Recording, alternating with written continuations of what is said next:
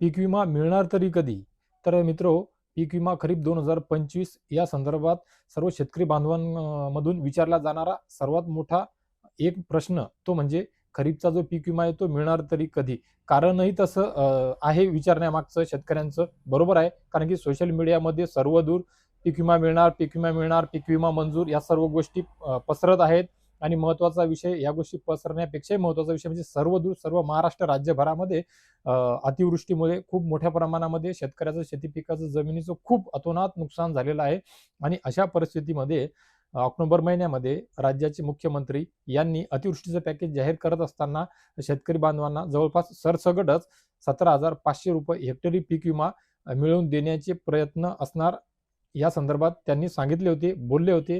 देशाचे कृषी मंत्री यांच्यासोबत सुद्धा या विषयामध्ये त्यांनी संपर्क साधला असल्याचं सांगितलं.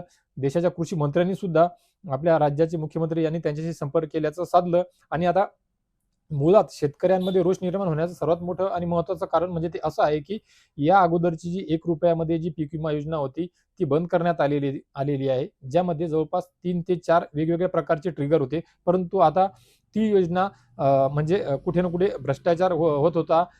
दुसरेच त्याचा लाभ जास्त होत होते किंवा कंपनीला त्या योजनेचा जास्त लाभ होता. असे आपल्या समोर शेतकरी बांधवांसमोर कारण पुढे करून ती योजना बंद करण्यात आली आणि एकच ट्रिगर ठेवलेली ही जी आता जी चालू आहे खरीप 2025 ची जी योजना आहे पीक विम्या संदर्भातली, ही योजना चालू करण्यात आली होती. ही योजना चांगली आहे असं सर्व शेतकरी बांधवांना सांगण्यात आलं. आणि अशा परिस्थितीमध्येच आता डिसेंबर महिना संपत आहे. आज जवळपास सर्वदूर कापणी प्रयोग झालेले आहेत. अशाच अमरावती जिल्ह्यामधील सर्व तालुक्याचे कापणी प्रयोग हे झालेले आहेत. ज्या अमरावती जिल्ह्यामध्ये जवळपास 2.25 लाख शेतकऱ्यांनी पीक विमा काढलेला आहे आणि हिश्श्यापोटी जवळपास 86 ते 87 कोटी रुपये एवढी रक्कम त्यांनी पीक विम्याच्या स्वतःच्या शेतकरी बांधवांच्या हिश्श्यापोटी भरलेली आहे. आता अशातच एवढी रक्कम भरलेली असताना, डिसेंबर महिना उलटलेला असताना, सर्वदूर नुकसान झालेलं असताना, पंचनाम्याचे 100% पंचनाम्याचे आणि नुकसान भरपाईचे आदेश असताना, कापणी प्रयोग झाला, कापणी प्रयोग होऊन अहवाल सुद्धा सादर झालेले आहेत. आता कापणी प्रयोग होऊन अहवाल सादर झाल्याच्या नंतर शासनाला सुद्धा हे अहवाल सादर झालेले आहेत आणि पीक विमा कंपनीला सुद्धा हे अहवाल सादर करण्यात आलेले आहेत. आता पीक विमा कंपनीला अहवाल सादर केल्याच्या नंतर सुद्धा पीक विमा कंपनीकडून अजूनही यावर कुठलाही आक्षेप अजून नोंदवण्यात आलेला नाहीये. आता अशा परिस्थितीमध्ये जेव्हा आक्षेपच नोंदवलेला नाहीये, तर मग शेतकरी बांधवांमध्ये प्रश्न निर्माण होत आहे, की पीक विमा मिळणार तरी कधी? का मिळत नाहीये? सर्व गोष्टी झालेल्या आहे. कापणी प्रयोग झालेला आहे. कापणी प्रयोगाच्या अंती शेतकरी बांधवांना पीक विमा देण्यात येणार या अगोदरच सांगण्यात आलेलं आहे. ऑक्टोबरमध्ये पीक विम्या संदर्भात मुख्यमंत्र्यांनी सुद्धा सांगितलेलं होतं. तर ऑक्टोबर गेला, नोव्हेंबर गेला, डिसेंबर सुद्धा जात आहे. 2025 पूर्ण संपत आहे. उद्या 2026 लागत आहे. अशा मध्येच शेतकरी बांधवांमध्ये पीक विमा मिळण्याकरिता खूप मोठ्या प्रमाणे रोष, खूप मोठ्या प्रमाणे नाराजी आहे. त्यांना परत तेच वाटत आहे, की पीक विमा योजना ही फक्त कंपनी पुरती आहे की शेतकऱ्याकरिता आहे? हा प्रश्न त्यांना पडत आहे. आणि त्यामुळे आता शेतकरी बांधव पीक विमा मिळावा याकरिता हाक टाहो फोडत आहे, विनवण्या करत आहे, विनंती करत आहे. त्याच्यामध्ये नाराजीचा सूर उमटत आहे. आणि शेतकरी बांधवांना पीक विमा मिळणे सुद्धा आवश्यक आहे, बंधनकारक आहे. सर्व काही प्रोसेस झालेली असताना, कापणी प्रयोग झालेले असताना एवढा उशीर जर होत असेल, तर नक्कीच इथून पुढे शेतकरी पीक विमा भरण्याकडे पाठ फिरवतील. खऱ्या अर्थाने रब्बीचा पीक विमा भरत असताना आपण ते पाहिलेलंच आहे, की रब्बीच्या पीक विम्याकडे शेतकरी बांधवांनी किती मोठ्या प्रमाणामध्ये पाठ फिरवलेली आहे. मोजकाच रब्बीचा पीक विमा निघलेला असेल आणि त्यामुळेच कदाचित त्यांनी रब्बीच्या पीक विमा भरण्याकरिताची मुदत सुद्धा यावेळेस कदाचित वाढवून देण्यात आलेली नसावी. कारण त्यांना दिसत असेल, की शेतकऱ्यांना यामध्ये रस नाही किंवा रस म्हणल्यापेक्षा विश्वासार्हता डुबवलेली आहे. त्यामुळे शेतकरी त्यावर विश्वास ठेवायला आता इथून पुढे तरी तयार नाहीये. हे आता या रब्बीच्या मुदत न वाढवण्यामधून स्पष्ट दिसून आलेलं आहे. मुळात एवढं मोठं अतोनात नुकसान झालेलं असताना खूप साऱ्या शेतकऱ्यांना अजूनही अतिवृष्टीची मदत मिळालेली नाहीये, रब्बीचं अनुदान मिळालेलं नाहीये. मग भले ते कारणं फार्मर्सची असतील, तांत्रिक कारणं असतील, केवायसीचे कारणं असतील, निधीचे कारणं असतील किंवा इतरही जे काही कारणं असतील त्या कारणामुळे, परंतु ज्या अर्थी शेतकऱ्यांना ती मदत मिळालेली नाहीये, त्यामुळे त्या शेतकरी बांधवांना रब्बीची मशागत करत असताना, रब्बीची पेरणी करत असताना, खुरपणी करत असताना, औषधी पाणी फवारणी करण्याकरिता जो आर्थिक मदतीचा एक हातभार झाला असता, तो झालेला नाहीये. आणि आता डिसेंबर संपत असताना सुद्धा जर त्यांना पीक विम्याची मदत मिळत नसेल, तर नक्कीच शेतकऱ्यांमध्ये नाराजी होणे हे साहजिकच आहे.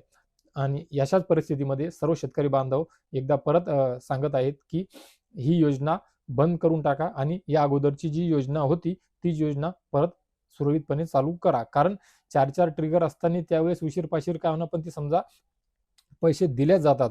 आता ही एवढी योजना सोपी आहे, चांगली आहे, एका ट्रिगरवर आहे असं काही सर्व काही सांगितलेलं असताना, नुकसान झालेलं असताना, 100% आदेश असताना, पंचनाम्याचे अहवाल वगैरे सर्व काही दिसत असताना सुद्धा जर मिळत नाहीये, तर मग शेतकरी बांधव काय करणार आहेत? हे साहजिकच आहे शेतकरी बांधवांमध्ये त्याची नाराजी होणे. तर शेतकरी बांधवांची परत तीच एक अर्थ हाक आहे, की आता ही योजना बंद करून टाका आणि जुनी योजना चालू करा.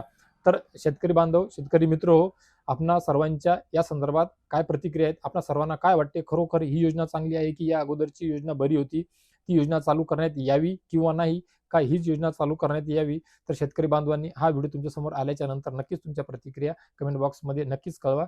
जेणेकरून जेवढं जास्त कल तुमच्या प्रतिक्रियेमधून कळेल, की पहिली योजना चालू ठेवावी, पहिली योजना बरी होती, की ही योजना चालू ठेवावी, ही योजना बरी आहे.